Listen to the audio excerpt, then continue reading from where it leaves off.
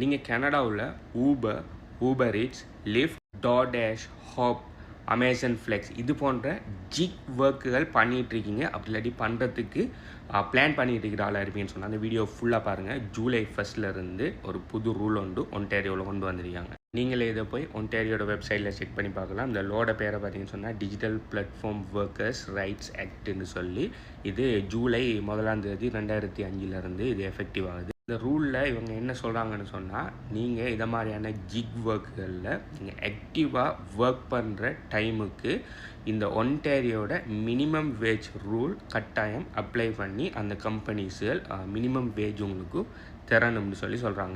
இவ்வளோ காலம் பார்த்தீங்கன்னு சொன்னால் இதை மாதிரியான பிளாட்ஃபார்மில் ஊபர் ஈட்ஸ், டோர்டேஷ் இந்த மாதிரியான பிளாட்ஃபார்மில் எப்படி இருக்குன்னு சொன்னால் என்ன மாதிரி டிமாண்ட்ஸ்கள் இருக்கும், அந்த டிமாண்ட்ஸ்களுக்கு ஏற்ற மாதிரி தான் இவங்க ஏர்ன் பண்ணுற பணமும் இருக்கும். அது நார்மலாக பார்த்தீங்கன்னு சொன்னால் மினிமம் வேஜை விட குறையத்தான் வந்துட்டு இருக்கு. இப்போ என் ஃப்ரெண்ட் ஒரு ஆள் பார்த்தீங்கன்னு சொன்னால் ஊபர் ஈட்ஸ் செய்கிறாரு. அவர் சில நேரம் பார்த்தீங்கன்னு சொன்னால் 12 ஹவர் கண்டினியூஸ் அவைலபிள், அதாவது ஆக்டிவாக இல்லாட்டியும் 12 ஹவர் அவர் ஃபுல்லாக ஆன்லைனில் இருப்பார். அப்பையும் சில நேரம் வந்து சொல்லுவார் கிட்டத்தட்ட ஒரு $100 இல்லாட்டி $110, $120 அந்த மாதிரி தான் வருது. அவ்வளவு நட்டம்ன்ற மாதிரி எனக்கு வந்து ஒரு காய்ச்சிருக்காரு. இப்போ $110 இப்போ 12 ஹவருக்கு அவர் போடுற எஃபர்ட்டுக்கு வருதுன்னா ஒரு ஹவருக்கு $9 கூட இல்லை. இப்போ $9 மினிமம் வேஜ் இல்லை.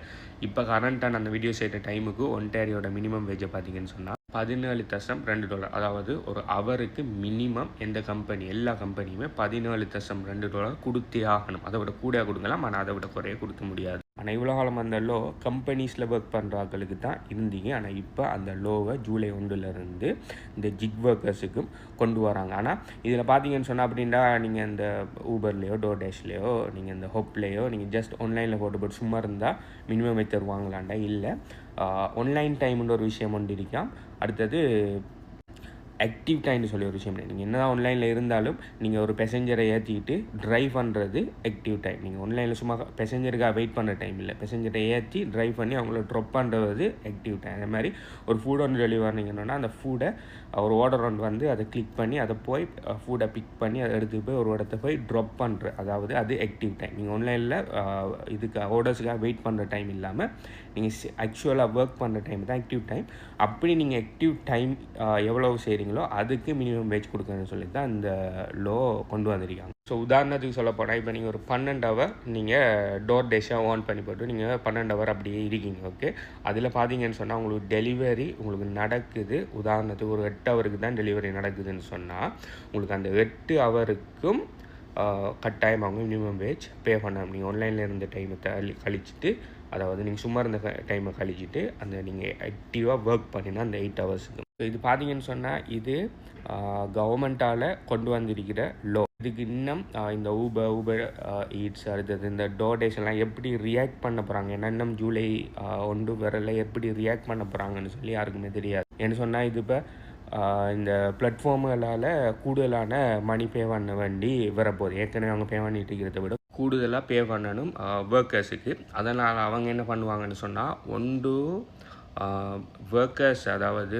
இந்த மாதிரியான பிளாட்ஃபார்மில் ஒர்க் பண்ணுற ஜிக் டிரைவர்ஸுகளில் இல்லாட்டி ரைடர்ஸுகளில் குறைக்கிறதுக்கு ட்ரை பண்ணுவாங்க. அப்படி இல்லைன்னு சொன்னால் அவங்களோட கஸ்டமர்ஸ்ட இருந்து கூடுதலான அளவு பணம் அறவுறதுக்கு ட்ரை பண்ணுவாங்க. ஸோ இதை எப்படி அவங்க ரியாக்ட் பண்ண போகிறாங்கன்னு சொல்லி இன்னும் தெரியல. உதாரணத்துக்கு ஒரு ஆள் ஃபுட் ஆர்டர் பண்ணி இப்போ வளமையாக ஒரு டெலிவரிக்கு ஒரு குறிப்பிட்ட தூரத்துக்கு $10 டெலிவரி அவர் பிளாட்ஃபார்த்துக்கு பே பண்ணுறதுன்னு சொன்னால் அவர் இந்த ரூலுக்கு பிறகு மேபி $15 $20 பே பண்ண வேண்டி வரலாம். இப்படி நடக்கக்குள்ளே பார்த்தீங்கன்னு சொன்னால் இவங்க அநேகமானாக்கள் இந்த மாதிரி பிளாட்ஃபார்மில் விட்டுட்டு இனி அவங்களே கார் எடுத்துகிட்டு போய் ப்ராடக்ட்ஸ் எல்லாம் வாங்குகிற கட்டத்துக்கு வரலாம். இல்லாட்டி ரைட் ஷேரிங்கில் இப்போ எல்லாமே ஒரு குறிப்பிட்ட இருந்த இன்னொரு படத்துக்கு $20 அவர் பே பண்ணணுன்னா இதுக்கு அப்புறம் $30 பே பண்ண வேண்டி வரலாம் கஸ்டமர்ஸுக்கு. இவங்க இப்போ இதில் இப்போ இம்ப்ளிமெண்ட் பண்ணிக்கிற இந்த ரூலை கஸ்டமர்ஸில் இருந்து எடுப்பாங்களா, அப்படி இல்லாட்டி அவங்களோட ப்ராஃபிட்டில் இருந்து குறைப்பாங்களான்னு சொல்லி இனி ஜூலை 1 பிறகு தெரியும். அப்படி இல்லைன்னு சொன்னால் ஆல்ரெடி இதில் ஒர்க் பண்ணிக்கிறாங்கள இது செய்வாங்கன்னு தெரியும். இப்போ நான் கேள்விப்பட்டேன்னா டோர்டேஷில் பார்த்தீங்கன்னா ஒரு குறிப்பிட்ட அளவாக்கில் மட்டும்தான் எடுப்பாங்க டிமாண்டுக்கு ஏற்ற மாதிரி. ஆனால் ஊபர்லாம் பார்த்தீங்கன்னு சொன்னால் யார் வேணுனாலும் சைன் பண்ணலாம். இப்போ 100 பேர் சைன் பண்ணி 1000 பேர் சைன் பண்ணலாம். யார் ஃபஸ்ட்டு அதை கிளிக் பண்ணி அந்த ஒர்க்கை ஸ்டார்ட் செய்ய ஆரம்பிக்காங்களோ அவங்களுக்கு தான் அந்த இது போகுன்ற மாதிரி தான் கன்செப்ட் இருக்குதாம். அப்போ இருக்கக்குள்ளே இப்போ நாளைக்கு டோர் டேஷ் மாதிரி ஊபர் பார்த்தீங்கன்னு சொன்னால் ஒரு குறிப்பிட்ட அளவு, அதாவது ஒரு ஏரியாவுக்கு ஒரு 100 ரைடர் 100 டிரைவர் தான் இருக்கணும். அது கூடயா ரெஜிஸ்டர் பண்ணுறாக்களை வெயிட்டிங் லிஸ்ட்டில் வச்சு, அதனால் இவங்க இல்லாமல் போகக்குள்ள அவங்கள கொண்டு வரன்ற மாதிரி அப்படி ரூல்ஸ் கூட கொண்டு வரலாம். ஸோ இது என்ன நடக்க போகுதுன்னு சொல்லி ஜூலை 1க்கு பிறகு தான் தெரிய வரும்.